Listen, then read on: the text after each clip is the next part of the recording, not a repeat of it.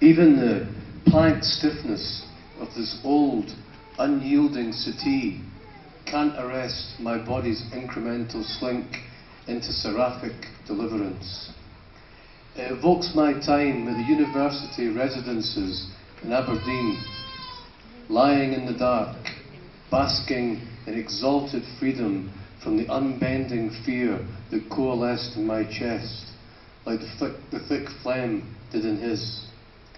Because whatever I hear outside, cars scrunching down the narrow council house streets, sometimes sweeping their headlights across this fusty old room, drunks challenging or serenading the world, or the rending shrieks of cats taking their torturous pleasures, I know that I won't hear that noise. No coughing, no screaming, no thumping sound. Doof, doof, doof. None of the urgent raised whispers which, by their panic levels, enable you to meter just how sleepless your night will be. And just a dozy, relatively silent darkness in this city. No fucking coughing. Because it always starts with a cough. Just one. Then, as you will him to settle down, your quickening pulse discloses the grim revelation that you've subconsciously been waiting on it. You've been waiting for that cough as keenly as a rapacious beast in hiding marks time on its advancing prey. Then the second one, truly the worst moment, when the cloak of dread conclusively settles, your limbs start to burn, your head races. That's the point at which your anger shifts from the source of the cough to those who would assist him.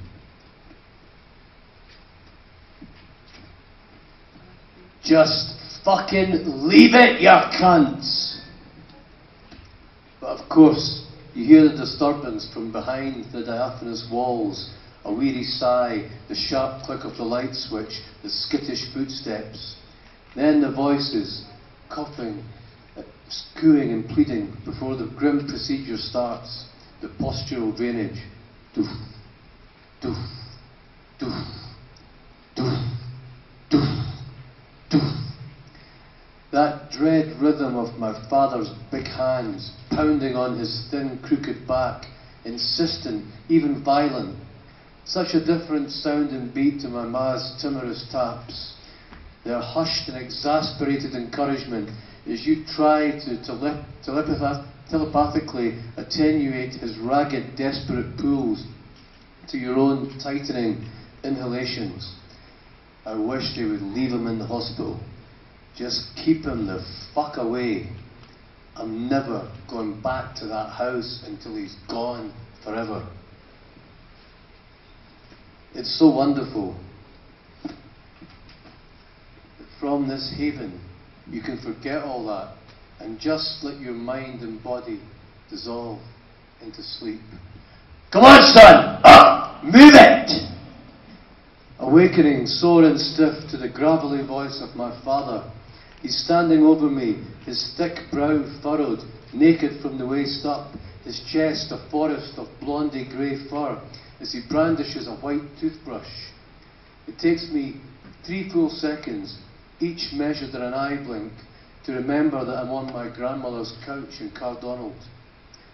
I only got to sleep a few hours ago, and it would still be pitch black except the small table lamp he's clicked on oozes a fatigued aquamarine glow across the room.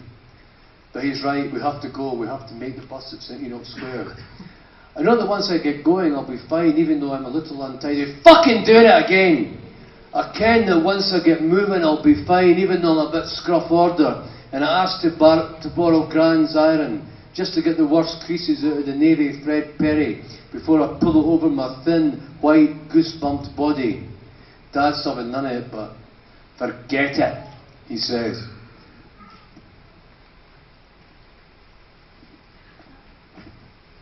Waving his toothbrush, marching to the bathroom across the hall, sadistically clicking on the overhead light as he goes, the flare burning my retina and searing my brain. It's not a fashion show, come on! I didn't need that much encouragement. The adrenaline is leaking into me, buzzing us up. There's no way I'm missing this one. Granny Renton's up to see us off, small, white-headed in her quilted dressing gown, but robust and ever alert, peering at us over her glasses, duffel bag in her hand. Looking at her, you'd fucking well think that Tweety Pie should be sitting in a cage in the corner. She gasps at us for a second, then makes some kind of gesture, and then she's off fussing after my dad in the hallway. I can hear her soft sing-song voice. What time's the bus go? What time? Where's the leave? What time will you get there? Go back to your bed, mother. My dad garbles in between mouthfuls of toothpaste and spit as I take in the opportunity to pull on my clothes, my shirt, my jeans, my socks, my trainers, my jacket. I'm looking at the framed pictures of Grandad Renton on the mantelpiece. Grand's taken out the 4 medals he got in the war, including the VC, which I think was from Normandy.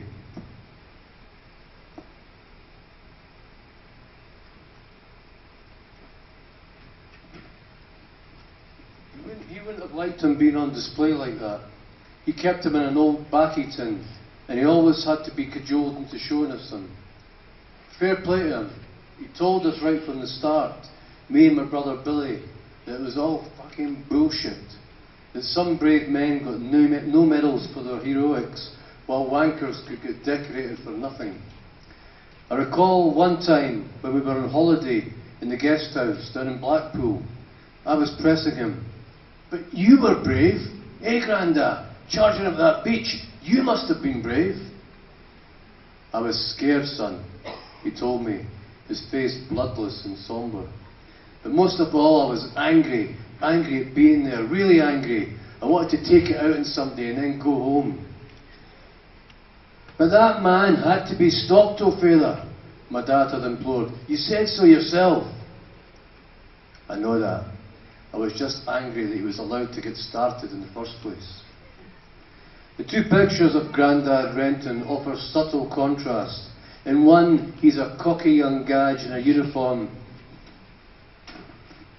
that lends him a certain gravitas. He's about to swagger off on an adventure with his mates. The other, which is older, shows him with a deep smile, but different to the other presumptuous grin. It's not exactly false, but it looks posed and hard-won. My gran returns, catching me at the pictures. Perhaps she sees something in me, in profile, a hint of the past, because she sidles up to me, puts her arm round my waist and whispers, "Give the bastards hell, son." Gran smells fragrant but old, like she uses a soap that nobody washes with anymore. As my dad comes through, we prepare to leave, and she adds, "But watch yourself and look after my laddie," meaning him. It's weird that she still thinks of him that way, with him being ancient, not far off at 50. "Come on, pal, the cab's here," he says, maybe a bit abashed at her fussing, as he looks through the curtains outside to the street before turning and kissing my gran on her forehead. Then she grabs my hand in a surprisingly lusty old claw. "You're the best of them, son," she whispers in urgent confidence, her brown eyes madly rimmed with high cholesterol sky blue like a cross-section gobstopper. She says this every time I've seen her since I was a bairn. And it used to make me feel great until I realised that she said that to all her grandchildren and the neighbours' kids. I'm sure she means it at the time though. The best of them all. She releases the grip and hands Dad the duffel bag. "Dinna you be losing that thermos flask in that bag, David Renton?" she ticks. "I tell you, I'm going to keep an eye on it," he says sheepishly, like he's become a surly teenager again. He starts to go, but she stops him. "You're forgetting something," she says, and goes to the sideboard and produces 3 small glasses, which she proceeds to fill with whiskey. My dad rolls his eyes. "Ma!" She isn't hearing him.